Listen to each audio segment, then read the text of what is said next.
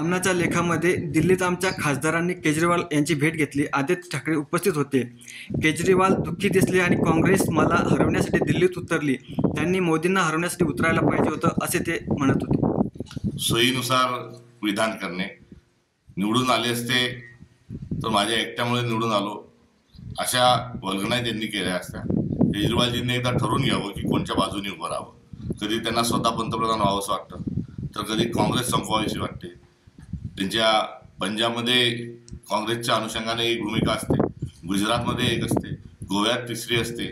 आणि अशा सगळ्या एकंदरीत परिस्थितीमध्ये केजरीवालांनी पहिले ठरवून घ्यावं की नेमकं काय करायचं. राजकीय आघाडी अपरिय असली तरी आघाडीच्या काळात काँग्रेसची कमजोरी वाढली असे का वाटते तुम्हाला? असं अजिबात वाटत नाही. हा निवडणुका येतात जातात. आज देशामध्ये सर्वात मोठा पक्ष हा भाजप नसून हा काँग्रेस आहे.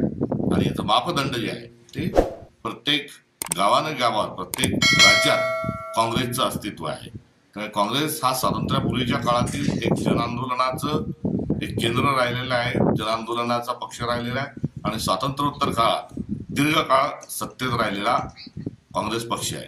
त्यामुळे प्रत्येक गावात, प्रत्येक खेड्यात, प्रत्येक भागात काँग्रेस होती, आहे व राहणार.